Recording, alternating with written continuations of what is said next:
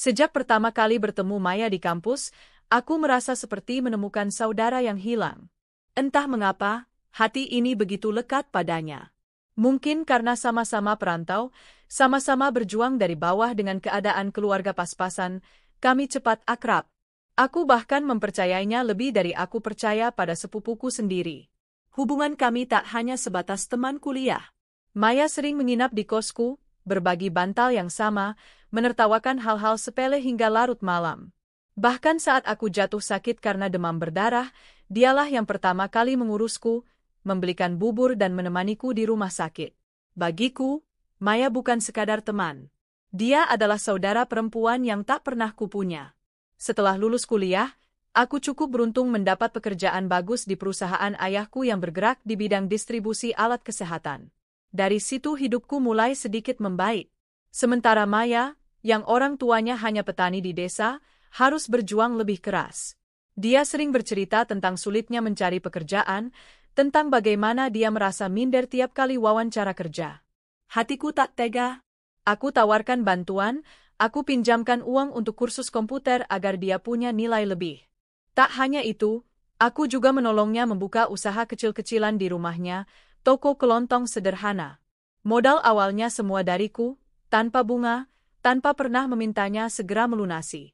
Ketika akhirnya aku menikah dengan Arman, pria yang kukenal lewat relasi bisnis keluarga, Maya adalah orang paling sibuk membantuku mempersiapkan segalanya. Dia ikut mendampingi saat aku memilih gaun pengantin, ikut mengatur catering, bahkan menyiapkan souvenir pernikahan. Kadang aku pikir, kalau bukan karena Maya, mungkin aku sudah pusing setengah mati. Aku masih ingat betul saat hari resepsi kami yang mewah itu, Maya menangis terharu. Dia memelukku erat sekali, seperti takut kehilangan. Aku bahagia sekali melihat kamu akhirnya menikah dengan lelaki baik, katanya waktu itu, suaranya bergetar. Doakan aku juga ya, semoga nanti dapat jodoh sebaik suamimu. Aku hanya tersenyum dan mengusap pipinya. Tentu, kamu itu sudah seperti saudaraku sendiri. Bahagiamu adalah bahagiaku juga. Begitulah aku. Terlalu percaya. Terlalu polos. Terlalu yakin kalau dunia ini sesederhana apa yang terlihat. Tahun-tahun pertama pernikahanku dengan Arman terasa begitu indah. Kami baru saja membeli rumah baru di kawasan elit, hadiah dari ayahku yang ingin kami memulai keluarga di tempat yang nyaman. Sementara rumah lama kami, rumah pertama yang kami tempati setelah menikah, yang penuh kenangan, dibiarkan kosong.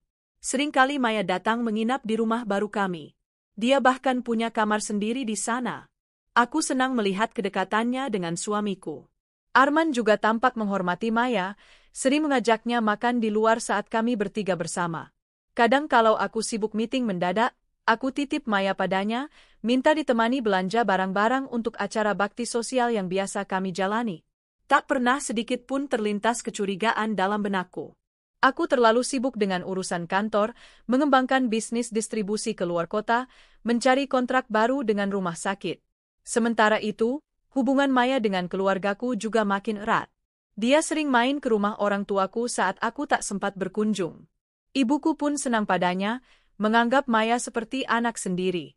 Bahkan tak jarang Maya menginap di sana, membantu ibuku menyiapkan makanan jika ada acara keluarga. Kadang aku merasa beruntung. Betapa tidak, sahabat dekatku dan suamiku bisa akrab. Bukankah itu impian banyak orang? Hidupku tampak nyaris sempurna. Beberapa kali Maya datang padaku sambil menangis, mengeluhkan usahanya yang sepi. Toko kelontongnya kena imbas pesaing baru yang buka hanya selisih 3 rumah dari tokonya. Aku tak tahan melihat dia bersedih. Kamu sabar ya, Mei. Kalau memang perlu, nanti aku tambah modal lagi supaya kamu bisa nambah stok, siapa tahu pelanggan jadi makin banyak. Maya hanya menunduk. Matanya berkaca-kaca, lalu tiba-tiba dia memelukku erat. Kamu itu terlalu baik sama aku. Kalau bukan karena kamu, aku entah sudah jadi apa. Aku hanya tertawa pelan, menepuk punggungnya. Aku juga butuh kamu, Mei. Hidupku nggak lengkap tanpa kamu. Dan aku sungguh-sungguh mengatakannya. Mungkin aku ini bodoh. Terlalu mempercayai orang lain. Aku tak pernah melihat tanda-tanda aneh pada Arman dan Maya. Tidak ada pesan mencurigakan di ponsel Arman. Tidak ada gelagat aneh saat mereka bersama.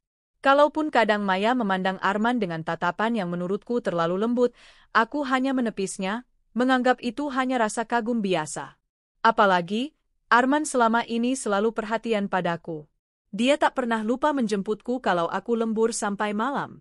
Selalu memastikan aku makan teratur, bahkan menyiapkan secangkir teh hangat setiap kali aku pulang dalam keadaan lelah.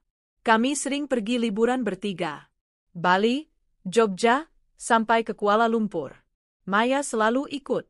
Katanya, dia ingin jadi fotografer dadakan yang mengabadikan momen-momen kebersamaan kami. Foto-foto itulah yang kini terasa menamparku paling keras. Maya berdiri tepat di samping suamiku, menatap kamera dengan senyum paling tulus atau paling pura-pura yang pernah kulihat. Aku masih ingat saat ulang tahunku yang ke-30, Arman mengadakan pesta kejutan di sebuah restoran rooftop. Maya yang sibuk mengatur dekorasi. Dia bahkan datang paling awal, memastikan balon, bunga, dan kue ulang tahunku tertata sempurna. Saat aku datang, Maya langsung memelukku. "Selamat ulang tahun, sayangku. Kamu harus selalu bahagia, ya?" Dia mengecup pipiku, lalu mengajak Arman berfoto bertiga. Kami tampak seperti keluarga kecil yang harmonis, aku, suami, dan saudara perempuanku. Malam itu aku berbisik pada Tuhan, betapa bersyukurnya aku. Betapa sempurnanya hidupku. Aku tak pernah tahu bahwa di balik semua itu, ada luka besar yang diam-diam mereka siapkan untukku. Luka yang kelak akan memaksaku menjadi perempuan paling dingin yang pernah dikenal Maya dan Arman. Saat ini, kalau aku mengingat kembali semua kenangan manis itu, rasanya seperti menonton film horor yang awalnya dikemas sebagai drama romantis. Aku menertawakan diriku sendiri, betapa polos, betapa bodoh, betapa mudahnya aku memberikan semua cinta dan kepercayaan pada dua orang yang akhirnya mengkhianatiku. Tapi saat itu, di awal semua cerita ini, aku sungguh tidak tahu apa-apa. Aku hanya seorang istri yang bangga pada suaminya, seorang sahabat yang setia pada temannya. Dan aku sama sekali tak menyadari bahwa kedua orang yang paling aku cintai itu, diam-diam sedang menyiapkan pisau untuk menusukku dari belakang. Beberapa bulan belakangan ini, aku mulai merasa lelah dengan urusan rumah besar kami. Rumah itu memang megah, tapi juga menuntut banyak perhatian. Taman yang luas perlu dirawat setiap minggu, kolam ikan harus rutin dibersihkan. Kadangkala, jika terlalu sibuk dengan urusan kantor, aku sampai lupa memastikan semua pekerjaan rumah berjalan baik. Arman juga sering dinas luar kota. Perusahaannya baru saja mendapatkan proyek pembangunan rumah sakit swasta yang cukup besar, sehingga jadwalnya makin padat. Itu membuatku lebih sering sendirian di rumah. Untunglah ada beberapa pekerja dan asisten rumah tangga yang bisa kuandalkan. Tapi suatu malam, saat duduk termenung di ruang keluarga sambil menatap album-album foto lama, aku tiba-tiba teringat rumah pertama kami dulu, rumah lama yang kini kosong tak berpenghuni. Rumah itu hanya sekitar 30 menit dari rumah kami sekarang. Beberapa kali penjaga komplek menelponku, mengatakan halaman rumahku sering dipenuhi daun kering dan lumut mulai merambat di tembok pagar. Aku menutup album foto itu pelan, menatap jauh ke arah kaca jendela.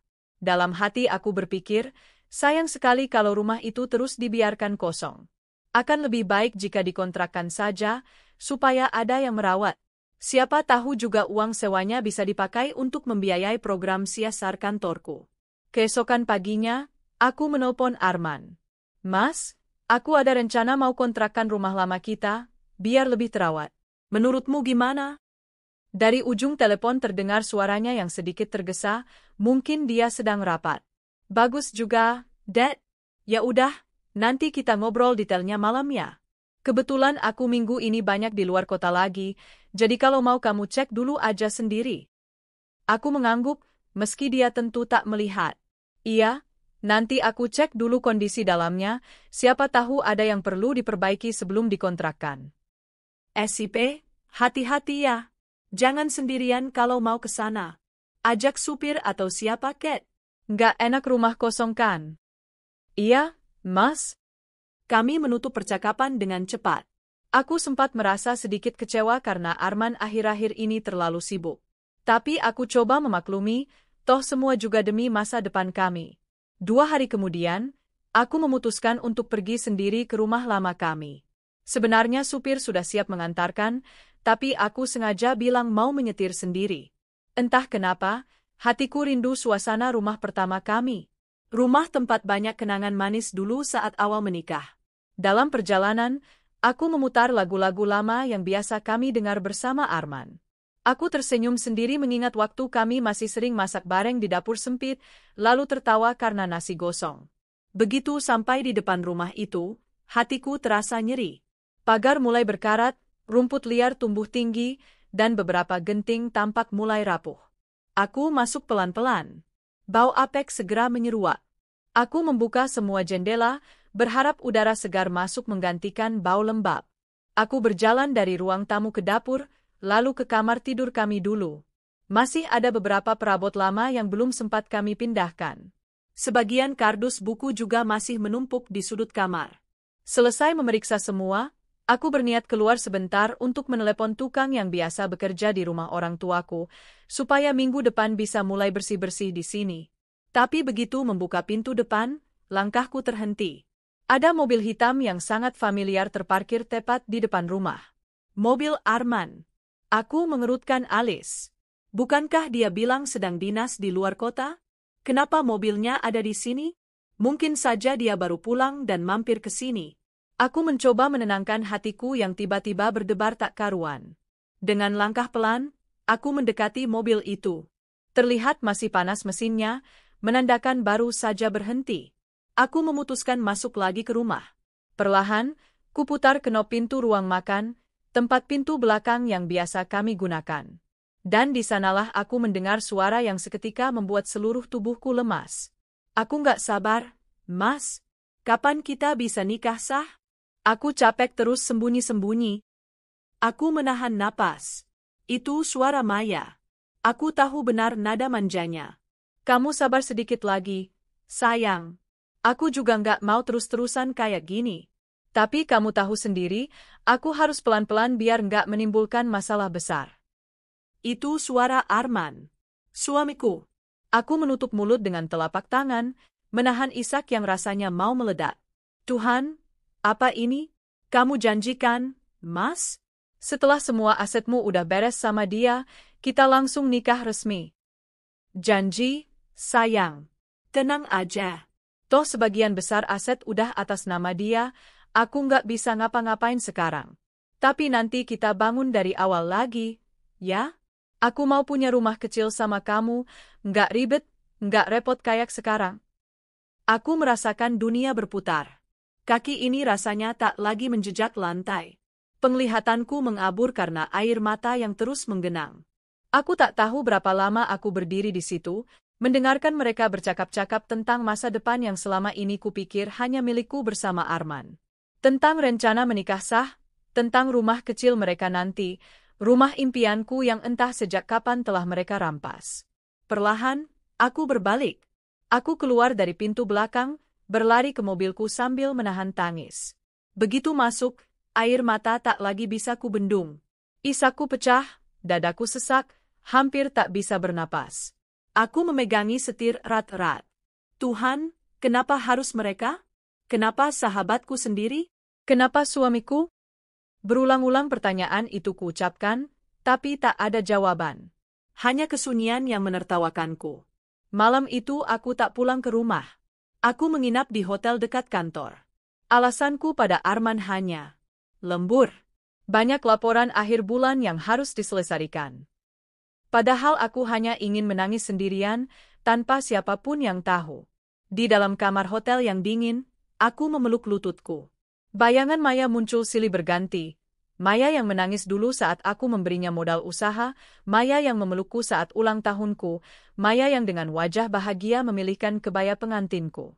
Lalu bayangan Arman, suamiku yang menatapku penuh cinta, yang sering mengecup keningku sebelum tidur, yang dulu berjanji akan selalu menjagaku. Dasar bodoh, gumamku sambil menatap pantulan wajahku di cermin. Kamu terlalu percaya, terlalu baik, terlalu tolol.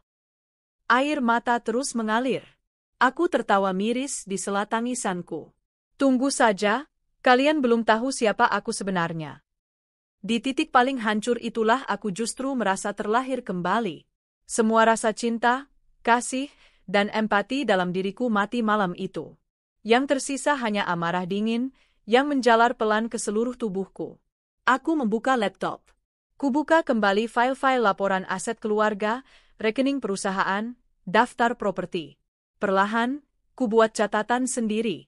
Mulai menandai mana yang masih atas namaku, mana yang sudah kuhibahkan sebagian ke Arman. Kalau kalian ingin membangun hidup baru, silakan. Tapi bukan dari hartaku. Bukan dari hasil kerja keras orang tuaku. Malam itu aku menatap laptop dengan mata merah sembab. Ada nyala api kecil di dalam dada yang mulai berkobar, menunggu waktu untuk menyala lebih besar. Besok paginya, aku berdiri di depan kaca, merapikan wajah dengan bedak tipis dan lipstik nude. Tak boleh ada yang tahu betapa berantakan hatiku semalam. Karena mulai hari itu, aku tak akan lagi menjadi perempuan polos yang hanya tahu memberi dan memaafkan. Aku akan menjadi diriku yang baru, perempuan yang siap mengambil kembali semua miliknya, meski harus membuat dua orang yang paling kucintai dulu hancur tak bersisa. Sejak malam itu, aku tak lagi menjadi diriku yang dulu. Tangisku sudah habis. Hatiku sudah retak terlalu dalam hingga tak ada lagi tempat untuk rasa iba. Yang tersisa hanya kehampaan dingin, sebuah ruang gelap di dalam dada yang kini kugunakan untuk merencanakan semuanya. Setiap pagi aku bangun dengan rutinitas yang sama.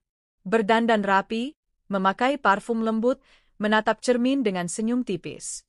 Hanya saja kini senyum itu bukan lagi senyum seorang istri bahagia, melainkan senyum perempuan yang menyembunyikan badai besar. Arman tak pernah curiga. Dia tetap bersikap seperti suami pada umumnya. Mengirim pesan menanyakan apakah aku sudah makan siang, menelpon malam-malam untuk memastikan aku tak lembur terlalu lama. Bahkan beberapa malam dia pulang lebih awal dan membawakanku bunga. Untuk istriku yang paling sabar. Maaf aku sibuk terus akhir-akhir ini. Aku hanya tersenyum kecil, mengambil bunga itu dan menaruhnya di vas tanpa memandang wajahnya terlalu lama. Dalam hati aku mencibir. Sabar? Oh tentu. Kamu tak tahu betapa sabarnya aku menunggu waktu yang tepat untuk menghancurkanmu. Langkah pertama yang kulakukan adalah duduk bersama pengacaraku. Seorang perempuan parubaya yang sudah lama menjadi penasihat hukum keluargaku. Ia tahu persis betapa banyak aset atas namaku, termasuk perusahaan distribusi alat kesehatan yang diwariskan ayahku. Aku memintanya merahasiakan semua. Saya ingin menata ulang sertifikat properti dan kepemilikan saham saya, Bu. Juga memisahkan rekening perusahaan dari rekening pribadi, supaya lebih steril. Beliau hanya mengangguk kalem. Saya sudah menduga akan ada hari seperti ini. Anda terlalu percaya pada suami Anda selama ini. Aku hanya tersenyum miring. Saya percaya. Tapi sekarang sudah selesai. Pelan-pelan kami memproses balik nama tanah dan bangunan yang selama ini dibeli atas nama bersama. Kebetulan sebagian besar modal awal rumah-rumah kami berasal dari uang warisan orang tuaku, sehingga prosesnya lebih mudah. Pengacaraku cukup mengajukan bukti-bukti asal modal dan audit pembukuan lama. Untuk saham perusahaan, itu sepenuhnya milikku. Arman hanya mengelola sebagian proyek cabang dan mewakiliku dalam beberapa tender. Tapi secara hukum, semua legalitasnya atas namaku. Dalam sebulan, semua beres. Satu demi satu sertifikat kembali padaku. Rekening perusahaan tak lagi bisa disentuh Arman. Bahkan asuransi investasi dan deposito kami kini murni berdiri atas namaku sendiri. Aku juga mulai mengencangkan kontrol di kantor. Arman dulu sering mewakiliku bertemu vendor atau klien besar. Kini aku mengambil kembali semua wewenang itu. Aku mengundang direktur utama dan para manajer untuk meeting evaluasi internal. Di sana aku mengumumkan beberapa restrukturisasi. Mulai bulan depan, semua persetujuan pengadaan barang atau proyek baru langsung di meja saya. Pak Arman akan saya tugaskan sementara memimpin tim promosi lokal saja, tidak menyentuh divisi finance maupun pengembangan jaringan. Para staf hanya menatapku, sebagian jelas terkejut. Arman mencoba protes saat kami sudah di rumah, wajahnya menegang. Kenapa semua kamu tarik ke kamu? Kamu nggak percaya aku lagi. Aku menatapnya datar, menahan geli. Ini bisnis keluarga. Aku hanya ingin lebih terlibat lagi. Kamu kan sering bilang capek, biar aku yang atur sekarang. Ia menghela napas panjang, menahan kata-kata. Mungkin karena ia sadar, semua dokumen legal memang atas namaku. Tak ada celah baginya untuk protes lebih jauh. Lalu aku mulai membereskan urusan Maya. Diam-diam aku telusuri semua transfer dan catatan bantuan modal yang selama ini kuberikan padanya. Jumlahnya tak sedikit, setidaknya lebih dari ratusan juta jika diakumulasikan sejak dulu. Aku memang tak pernah minta Maya mengangsur balik. Tapi sekarang aku mengutus orang kepercayaanku untuk menyampaikan kabar bahwa semua bantuan modal berhenti. Usahanya tidak lagi mendapat suplai barang dari supplier rekananku. Kredit lunak yang dulu kubantu ajukan ke bank atas jaminan rekeningku juga kuhentikan. Maya menghubungiku panik. Kat, kenapa supplier tiba-tiba stop barang? Bank juga bilang penjaminan kreditku dicabut. Aku mau bayar cicilan bulan depan dari mana? Tolong dong Kat, jangan kayak gini. Aku menatap ponselku lama, lalu memutuskan tidak membalas sama sekali. Semakin dia menelpon, semakin aku menahan diri untuk tidak mengangkat. Aku ingin dia rasakan bagaimana rasanya ditinggalkan saat paling butuh. Sama persis seperti yang mereka lakukan padaku, saat aku butuh cinta, mereka malah sibuk merancang masa depan bersama. Arman semakin sering tampak gelisah. Beberapa kali aku memergokinya duduk sendiri di teras sambil merokok, pandangan kosong. Dia mulai sedikit lebih kasar, mudah marah, terutama saat teleponnya berdering dan dia langsung berdiri menjauhiku. Aku pura-pura tak peduli. Justru semakin ramah, semakin lembut, seolah aku tak tahu apa-apa. Karena aku ingin dia terlena, sampai saatnya semua benar-benar kuambil. Akhirnya ketika semua sudah siap, aku menyiapkan satu pukulan telak. Pagi itu aku memanggil Arman ke ruang kerja di rumah. Aku duduk di balik meja besar dengan berkas-berkas di depanku. Arman menatapku dengan dahi berkerut. Ada apa? Kamu kok serius banget? Aku menghela napas panjang. Mas, aku mau kita bicara soal semua aset kita. Setelah aku konsultasi panjang dengan pengacara, aku putuskan akan menata ulang semua kepemilikan. Wajahnya langsung tegang. Maksud kamu apa? Kamu mau pisah harta? Aku menatapnya lama, lalu menegakkan punggung. Tidak. Aku hanya ingin mengambil kembali semua milikku yang modalnya dari orang tuaku. Kamu bisa tetap tinggal di sini, tapi semua fasilitas kantor, kartu kredit, mobil dinas, semua akan aku bekukan. Kamu kan selalu bilang bisa mandiri. Silakan buktikan. Arman berdiri dengan tatapan tidak percaya. Kamu serius? Setelah semua yang kita lalui? Kamu tega? Aku hanya tersenyum kecil. Kamu yang tega duluan, Mas. Malamnya Arman menangis. Benar-benar menangis. Duduk di ujung ranjang dengan wajah tertutup kedua tangan.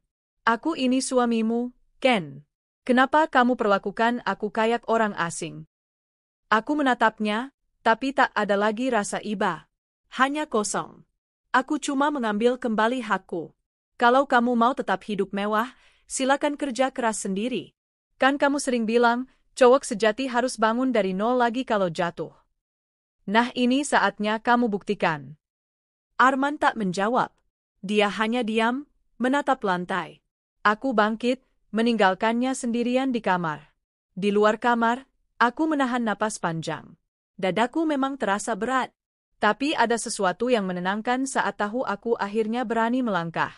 Keesokan harinya, Maya datang ke rumah. Wajahnya kusut, matanya merah. Kat, kenapa? Kenapa kamu tiba-tiba berhenti bantu aku? Kamu tahu kan toko aku sekarat. Kalau ini terus, aku bisa ditagih debt collector. Aku hanya menatapnya datar. Aku juga sekarang harus lebih fokus ke urusan sendiri, Mei. Kamu sudah dewasa? Tanggung jawab atas hidup kamu sendiri. Dia memegang tanganku erat, suaranya gemetar. Tolong dong Kat, kamu kan tahu aku siapa? Kita kan udah kayak keluarga. Kamu janji dulu bakal selalu ada buat aku. Aku perlahan menarik tanganku dari genggamannya. Iya, dulu. Sekarang semua sudah beda. Air matanya jatuh, tapi aku hanya menoleh ke arah lain. Kamu berubah, Kat? Aku menghela napas panjang. Bukan aku yang berubah, Mei.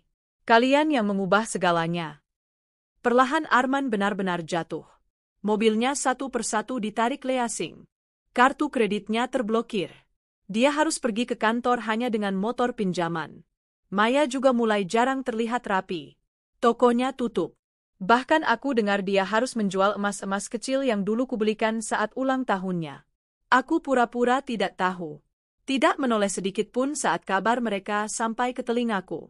Kalau dulu aku adalah matahari bagi mereka, sekarang aku memilih padam, biar mereka merasakan dinginnya dunia tanpa aku.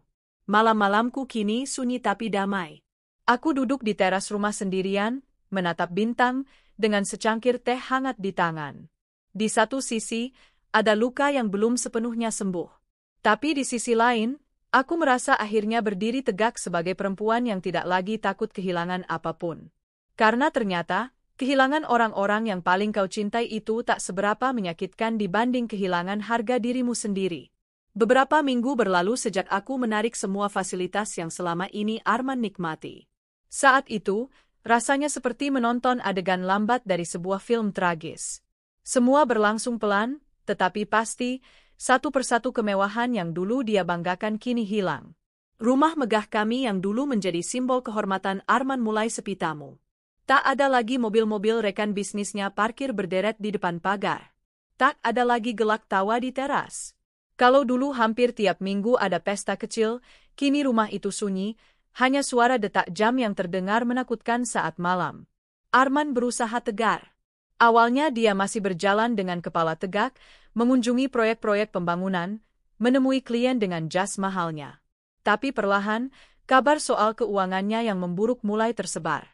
Vendor menolak kerjasama baru, kontrak satu persatu dibatalkan karena pihak bank menahan limit kredit.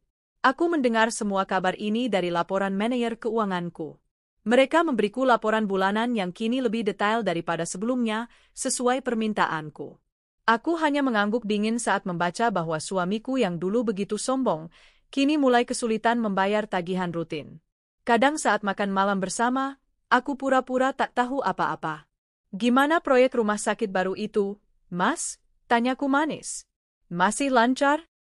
Arman terdiam beberapa detik sebelum menjawab. "Ada beberapa kendala administrasi, tapi nanti juga kelar." Aku hanya tersenyum tipis, pura-pura percaya. Padahal aku tahu dia tengah berusaha menutupi aibnya dariku. Maya lebih menyedihkan lagi. Sejak semua bantuanku berhenti, tokonya sekarat lalu tutup total. Aku mendengar kabar dia menunggak listrik sampai diputus.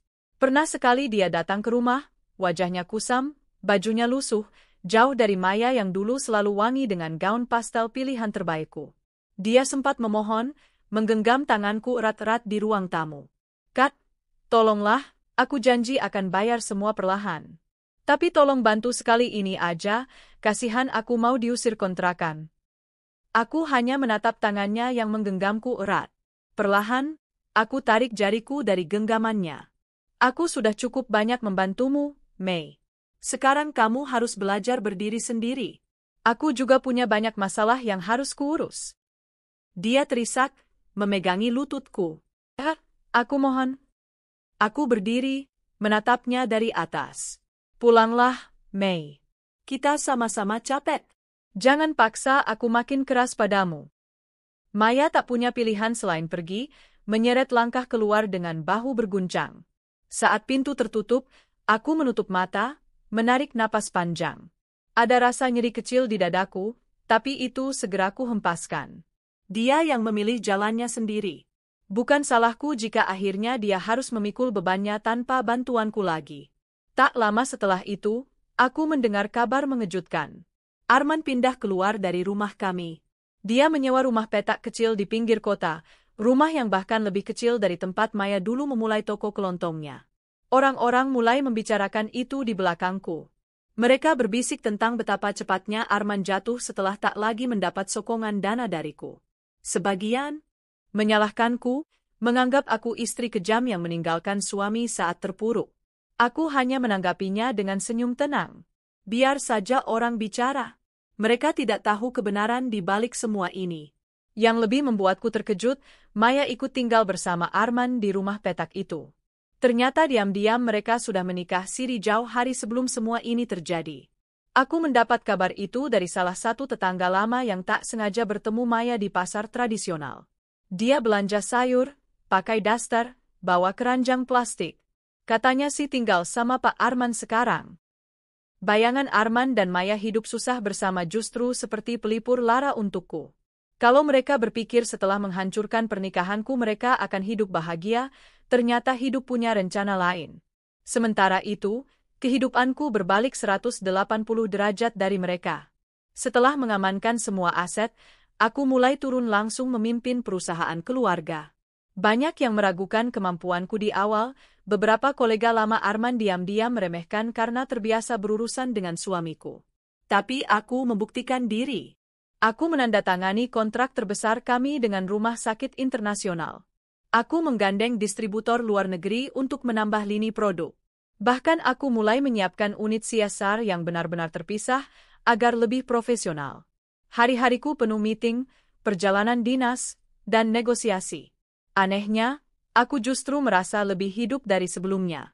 Dulu aku hanya diam di belakang Arman, memberi kepercayaan penuh padanya. Kini aku memimpin langsung, mengatur strategi, memerintah dengan tegas. Ternyata aku tak selemah yang dulu kupikirkan. Malam-malamku yang dulu sunyi kini terasa damai. Aku duduk di ruang keluarga sendirian, membaca laporan keuangan sambil mendengarkan musik instrumental. Kadang kuundang orang tuaku makan malam. Rumah besar ini terasa lebih bersih, lebih terang, lebih hangat tanpa aura gelap pengkhianatan Arman dan Maya. Kalau dulu setiap sudut rumah ini mengingatkanku pada tawa Maya atau kecupan Arman, kini perlahan memori itu pudar. Aku mengganti furnitur, mengecat ulang dinding, bahkan menebang pohon di halaman yang dulu sering kami duduk bertiga di bawahnya. Hidup harus terus berjalan. Dan aku tak mau terus-menerus memelihara luka. Sampai suatu hari, Arman datang. Dia berdiri di teras rumah kami yang megah, tampak kikuk dengan kemeja lusuh. Matanya sedikit sembab. Aku membiarkan asisten rumah tanggaku membukakan pintu, lalu menemuinya di beranda. "Ada apa, Mas?" tanyaku dingin. Dia menatapku lama, seolah mencari sedikit sisa kasih di mataku. "Kita bisa ngobrol di dalam?" "Aku mau minta maaf." Aku menyilangkan tangan di dada. "Kamu mau minta maaf? Silakan. Tapi tak perlu di dalam. Kita cukup di sini." Dia menelan ludah. Aku salah. Aku bodoh. Aku kira aku bisa bahagia dengan Maya. Tapi ternyata hidup nggak semudah itu. Aku kangen rumah ini. Kangen kamu. Aku tertawa kecil, lalu menatap matanya tajam. "Kamu kangen rumah ini? Atau kemewahan yang rumah ini simbolkan?" "Jangan bohong, Mas. Kamu nggak kangen aku. Kamu cuma kangen kenyamanan yang dulu kuberikan." Dia terdiam, matanya berkaca-kaca. "Ken, kita bisa mulai dari nol lagi. Aku janji nggak akan ulangi semua kesalahan." Aku menggeleng pelan. "Kamu sudah mulai dari nol sekarang. Bersama pilihanmu. Jalani saja." Aku sudah selesai. Beberapa hari kemudian, aku mendapat pesan tak terduga. Dari Maya. "Kak, boleh aku main ke rumah? Aku kangen banget.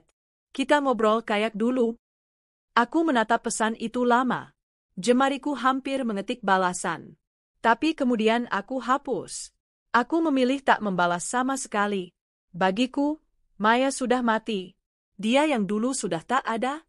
Yang ada hanya perempuan yang pernah menikamku paling dalam, tepat di dada yang dulu jadi tempat dia menangis. Malam itu, aku berdiri di balkon kamarku, memandang lampu-lampu kota yang berkelip. Angin malam bertiup pelan, membawa wangi bunga dari kebun belakang.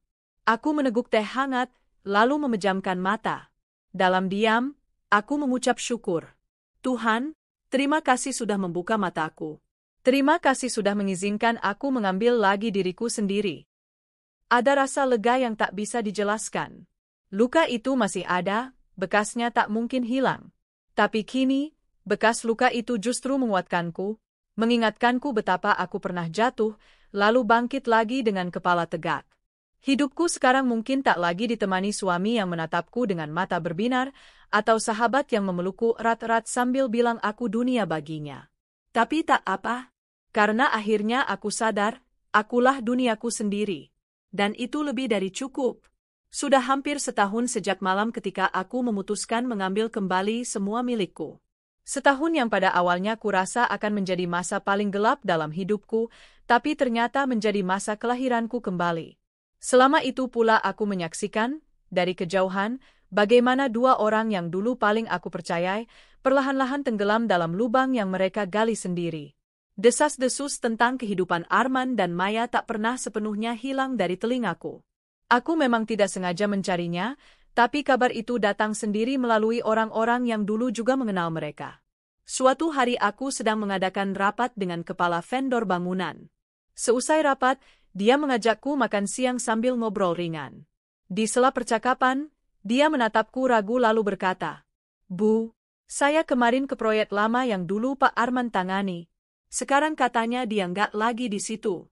Kabarnya pindah ngurus proyek kecil-kecilan di pinggir kota, tapi investornya juga nggak yakin, jadi belum cair-cair." Aku hanya mengangguk, pura-pura tidak tertarik. Padahal jauh di dalam, ada rasa aneh yang menyelinap di dada.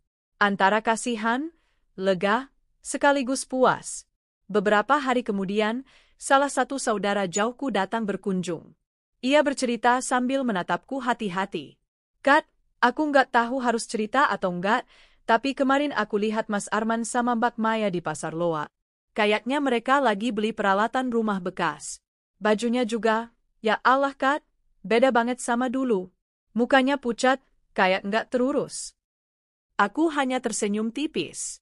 Kalau memang itu jalannya mereka sekarang, biarkan saja. Hidupkan pilihan. Yang membuatku makin sadar betapa kacaunya hidup Maya adalah ketika suatu pagi dia mengirim pesan panjang padaku. Setelah sekian lama tak berani menghubungiku, kini dia mengetik dengan nada yang berusaha terdengar kuat, padahal jelas sekali getir. "Kat, aku tahu mungkin kita nggak akan pernah bisa kayak dulu lagi. Tapi setidaknya kita pernah sama-sama saling jaga. Aku cuma mau bilang, kalau suatu hari kakak butuh aku akan selalu ada. Aku nggak mau kita terus saling benci." Aku menatap pesan itu lama, lalu menaruh ponselku. Tidak kubalas. Bukan karena aku marah, tapi karena aku sudah benar-benar selesai. Yang paling menyesakan bukan lagi soal mereka mengkhianatiku, tapi karena dua manusia yang pernah mengisi hidupku kini berubah menjadi orang asing yang bahkan tak kukenal lagi. Sementara itu, kehidupanku berjalan ke arah yang tak pernah kubayangkan. Perusahaanku berkembang pesat.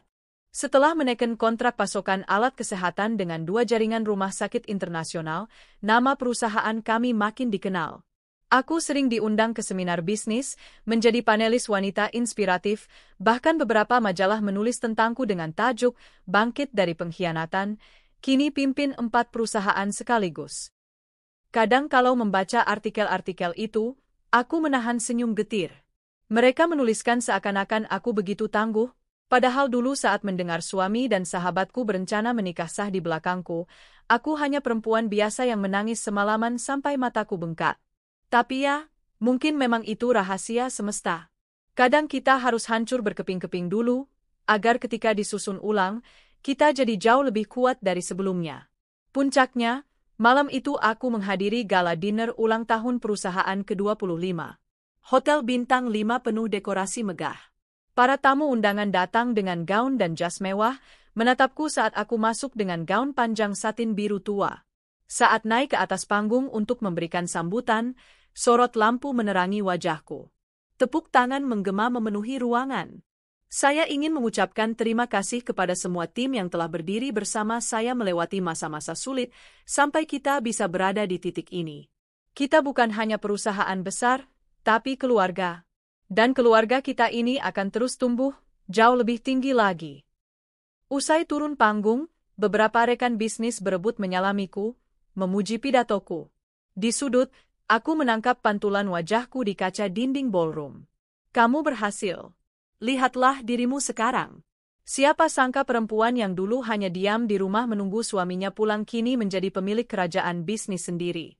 Beberapa hari setelah gala dinner, aku memutuskan mampir ke pasar tradisional untuk mencari kain batik pesanan ibuku. Aku datang tanpa sopir, hanya bersama satu staf. Saat sedang memilih-milih motif, tiba-tiba aku mendengar suara yang tak asing. Kita cukupin ini aja ya. Nanti belanja beras aja, sayur ambil seadanya." Aku menoleh. Di sana, Sekitar 2 los dari tempatku berdiri, tampak Arman dengan wajah kuyu, membawa tas belanja plastik yang sudah hampir robek. Maya berdiri di sampingnya, mengenakan kaos kusam dan sandal yang sudah aus. Rambutnya diikat seadanya. Untuk sesaat, dunia seperti berhenti. Mereka tak menyadari aku ada di situ. Kulihat Maya mengangguk, wajahnya sedih sekali. Mereka lalu berjalan perlahan sambil saling menatap lelah. Hatiku menegang, tapi anehnya tidak sakit. Yang ada hanya rasa kosong, seolah menonton kisah tragis orang lain, bukan bagian dari hidupku. Aku memutuskan pergi tanpa menyapa mereka. Untuk apa? Luka lama itu tak perlu dibuka lagi. Aku sudah melewati fase marah dan membenci.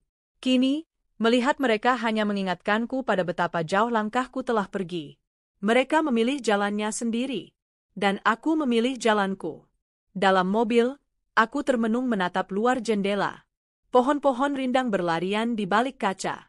Dalam hati aku berbisik, Tuhan, terima kasih kau tuntun aku sampai di titik ini.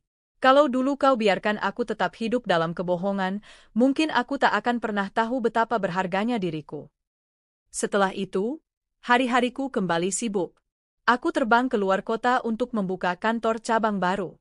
Aku berpidato di hadapan puluhan pegawai baru, memastikan mereka paham visi misi kami. Sesekali aku makan malam dengan keluarga besarku.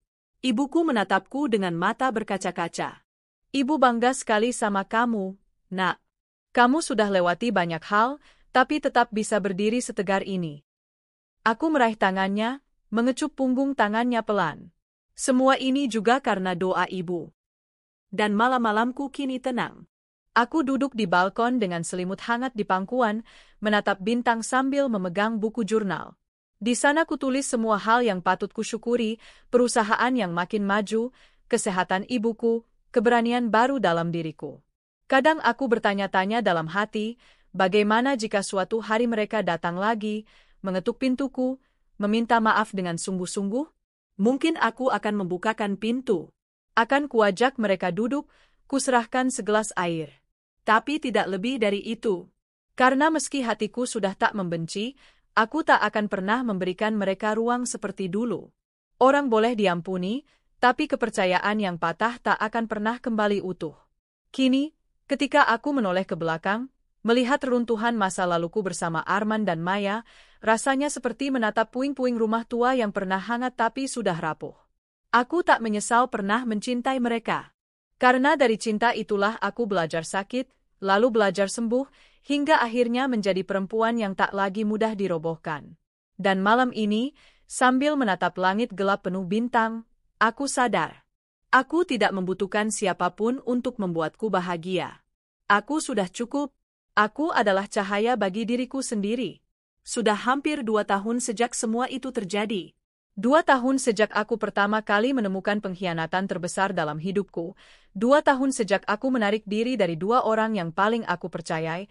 2 tahun sejak aku membangun hidupku dari puing-puing yang mereka tinggalkan. Siapa sangka, justru dari luka itulah lahir jalan yang menuntunku ke versi diriku yang paling kuat. Kabar tentang Arman dan Maya sesekali masih sampai ke telingaku. Tak seperti dulu, kali ini tidak lagi melalui orang-orang dalam lingkaranku, melainkan hanya lewat rumor yang melayang-layang dari mulut ke mulut. Aku tak pernah sengaja mencarinya. Tapi dunia ini sempit. Terlalu sempit untuk benar-benar tak saling bersinggungan, meski hanya lewat cerita. Dari kabar yang kudengar, usaha kecil Arman dan Maya gagal. Usaha warung sembako yang sempat mereka buka di dekat kontrakan tidak bertahan 6 bulan. Harganya terlalu tinggi untuk ukuran kampung itu, modalnya tipis, persaingan ketat. Mereka pun harus menjual motor satu-satunya, dan kini kabarnya menunggak bayar kontrakan. Maya dilihat sering mondar-mandir ke rumah orang tuanya, mungkin mencari pinjaman. Sementara Arman kadang terlihat duduk di depan warung kopi murah, menatap kosong jalanan yang berdebu. Ada bagian dari diriku yang pernah begitu mencintai Arman, dan sangat menyayangi Maya, yang merasakan sedikit iba. Tapi itu hanya sekilas. Karena jika kuingat bagaimana mereka dulu merencanakan pernikahan di belakangku, rasa iba itu cepat lenyap, digantikan kepastian bahwa hidup memang sedang mengajarkan mereka pelajaran berharga. Sementara itu, hidupku berjalan dalam jalur yang justru semakin menanjak. Setelah sukses membuka kantor cabang di Surabaya dan Bali, kini aku sedang merintis ekspansi ke Malaysia. Aku sering bolak-balik Kuala Lumpur untuk menyiapkan regulasi distribusi. Setiap kunjungan ke luar negeri itu terasa seperti sebuah perayaan kecil atas kemenangan pribadiku. Aku ingat dulu Arman sering berkata, "Udahlah, kamu ngurus rumah aja. Urusan bisnis luar negeri itu urusan pria. Kamu cukup di belakangku." Betapa sempitnya pandangan dia. Kini aku justru berdiri di panggung-panggung internasional, mempresentasikan lini alat kesehatan inovasi baru kami. Para investor asing terkesan, beberapa perusahaan Malaysia bahkan menawarkan kolaborasi riset. Di hotel tempatku menginap, seringkali aku duduk di tepi jendela kaca besar, menatap gemerlap lampu kota. Kupeluk diriku sendiri, berbisik dalam hati. Lihat kamu sekarang. Siapa sangka perempuan yang dulu hanya menunggu suami pulang kerja, kini melangkah sejauh ini. Suatu hari, saat aku pulang ke kantor pusat, sekretarisku datang dengan wajah ragu. "Bu, ini, ada tamu." Dia bilang teman lama ibu, namanya Bu Maya. Dia minta waktu sebentar saja.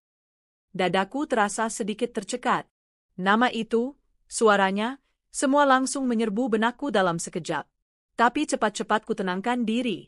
Aku hanya menatap sekretarisku dan berkata pelan, "Tolong bilang saya tidak bisa ditemui. Jika dia butuh sesuatu, minta dia tinggalkan pesan tertulis."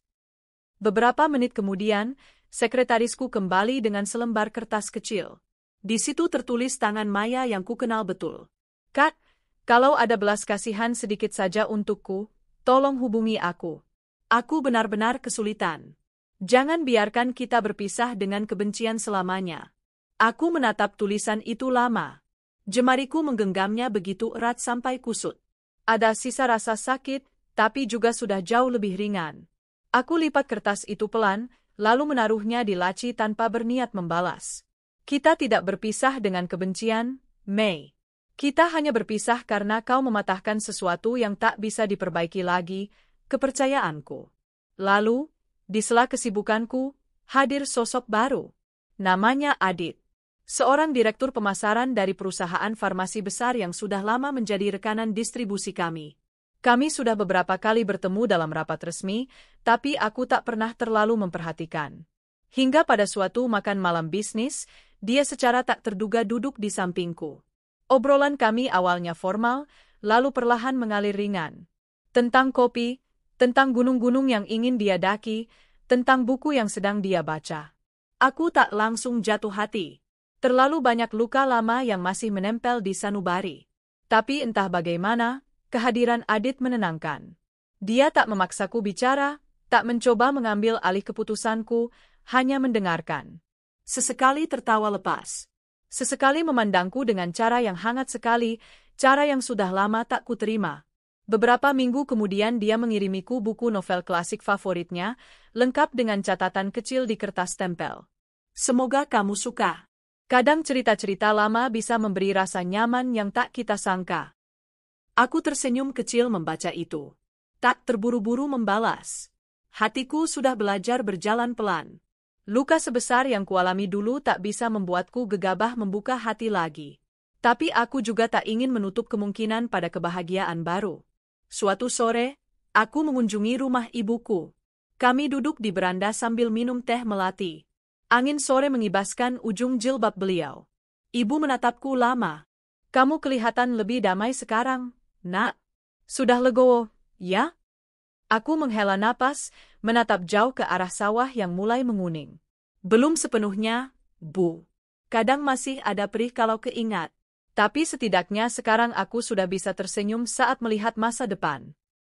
Ibu meraih tanganku, menggenggam erat. "Itu sudah lebih dari cukup. Luka memang mungkin tak akan hilang. Tapi Tuhan pasti selalu tunjukkan siapa yang benar-benar sayang sama kita." Beberapa minggu kemudian, secara tak sengaja aku melewati jalan kecil dekat pasar lama. Mobilku melambat karena ada keramaian. Dari kaca, aku melihat dua sosok berjalan beriringan menenteng kantong plastik. Itu Arman dan Maya. Berjalan pelan, wajah lelah, tertawa kecil seolah menertawakan kesulitan mereka sendiri. Baju mereka sederhana sekali, sandal Maya terlihat sudah hampir putus talinya. Untuk sepersekian detik, dada ini terasa berat lagi. Tapi cepat-cepat kurapikan napasku. Kini tidak ada lagi amarah atau dendam. Hanya kesadaran bahwa setiap orang akan memetik buah dari apa yang mereka tanam. Aku tak menurunkan kaca mobil, tak pula menoleh lagi ketika sopirku melanjutkan perjalanan. Kalian sudah memilih jalan kalian. Dan aku kini berjalan jauh di jalan yang berbeda, jalan yang penuh cahaya, meski dulu harus dimulai dari kegelapan. Malamnya, aku duduk di balkon apartemenku. Di hadapanku terbentang pemandangan kota yang lampunya berkelip bagai bintang. Ponselku berdering. Sebuah pesan masuk dari Adit. Besok mau makan siang? Ada tempat bagus di dekat kantor kamu. Kalau nggak sibuk ya? Aku tersenyum. Menatap layar lama, lalu menulis balasan singkat. Boleh. Sampai besok. Setelah itu kutaruh ponsel. Kugenggam secangkir teh hangat, menarik napas panjang. Betapa jauh aku telah berjalan. Betapa banyak luka yang telah kusembuhkan sendiri. Dan kini, untuk pertama kalinya sejak sekian lama, aku tak lagi takut pada hari esok. Karena akhirnya aku sadar. Bahagia itu tak pernah benar-benar tergantung pada siapa yang mendampingi kita. Bahagia itu soal bagaimana kita mencintai dan menghargai diri sendiri seutuhnya. Sudah 3 tahun berlalu sejak hari pertama aku mengetahui pengkhianatan paling memilukan dalam hidupku. 3 tahun lalu, duniaku seakan runtuh. Namun kini, ketika aku menatap ke cermin setiap pagi, yang kulihat bukan lagi perempuan rapuh yang hanya bisa menangis diam-diam di sudut kamar. Yang kulihat adalah diriku sendiri, seorang perempuan yang utuh, yang berdiri tegak, memimpin hidupnya tanpa takut lagi pada rasa kehilangan. Perusahaan yang dulu kurintis bersama Arman kini benar-benar menjadi milikku sepenuhnya, baik secara legal maupun emosional. Dulu rasanya semua keberhasilan kantor ini selalu lekat pada nama Arman, seakan aku hanya pelengkap yang kebetulan berada di sampingnya. Tapi sekarang, setiap kali aku melangkah melewati deretan meja karyawan, kulihat mereka menatapku penuh respek. Bukan hanya karena aku atasan mereka, melainkan karena mereka tahu persis betapa aku juga ikut berdarah-darah memperjuangkan tempat ini. Kami baru saja menandatangani kerja sama distribusi alat kesehatan dengan jaringan klinik di Thailand. Tahun depan kami berencana membuka warehouse di sana. Aku memimpin langsung persiapan ekspansi itu, termasuk meninjau lokasi, merekrut manajer regional, hingga memastikan semua sesuai standar perusahaanku. Saat berada di sana, aku berdiri di depan lahan kosong yang akan menjadi pusat distribusi kami. Angin Thailand membelai wajahku. Dalam hati aku berbisik, "Kamu hebat sekali, kamu sudah sampai sejauh ini. Dan semua ini kamu raih sendiri, tanpa siapa-siapa." Di sela sibuknya pekerjaanku, pelan-pelan Adit hadir lebih dalam. Dia tidak pernah memaksakan diri. Dia hanya muncul tepat saat aku ingin ditemani, mengirimi pesan-pesan kecil, kadang hanya menanyakan apakah aku sudah makan atau mengingatkanku supaya cukup tidur. Kami tidak pernah langsung melabeli hubungan kami sebagai pacaran. Entah karena aku masih terlalu berhati-hati, atau dia terlalu memahami luka lamaku sehingga tak mau menuntut lebih cepat dari yang ku bisa. Yang jelas, bersama Adit terasa ringan. Kalau dulu bersama Arman rasanya aku harus selalu berhati-hati supaya tidak terlalu pintar atau terlalu keras kepala. Dengan Adit aku boleh menjadi diriku sepenuhnya.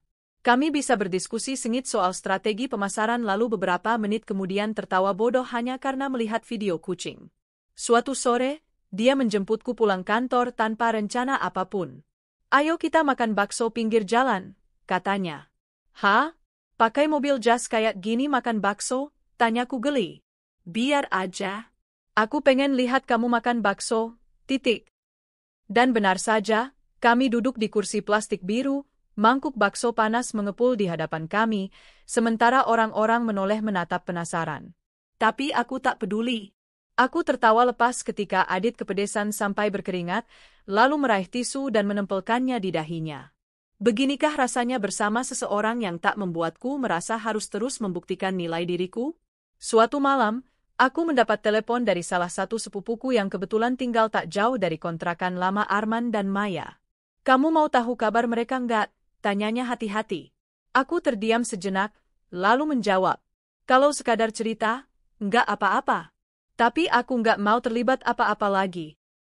Dia menghela napas. Kontrakannya baru saja ditinggal. Katanya mereka pindah ke kampungnya Maya, karena di sini sudah nggak tahan dikejar utang. Maya juga sakit-sakitan sekarang, kurus banget. Arman kerja serabutan. Aku menutup mata. Ada rasa perih, tapi tidak seperti dulu. Rasa itu cepat pergi, terganti kelegaan. Hidup sudah memberikan mereka konsekuensinya sendiri. Aku tak perlu melakukan apapun. Dan setelah panggilan itu berakhir, aku duduk lama di ranjang, menatap lampu kamar yang temaram. Kupeluk diriku sendiri. Kamu sudah sangat jauh dari titik itu. Kamu sudah aman. Kamu sudah bahagia, bahkan tanpa harus mereka sengsara. Hari-hari berikutnya, hubunganku dengan Adit tumbuh makin hangat.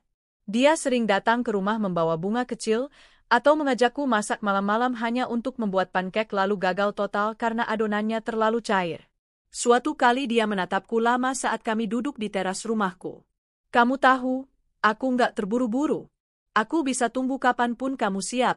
Tapi aku juga mau kamu tahu satu hal. Aku serius. Aku mau kita jalan terus, sampai nanti entah akan seperti apa.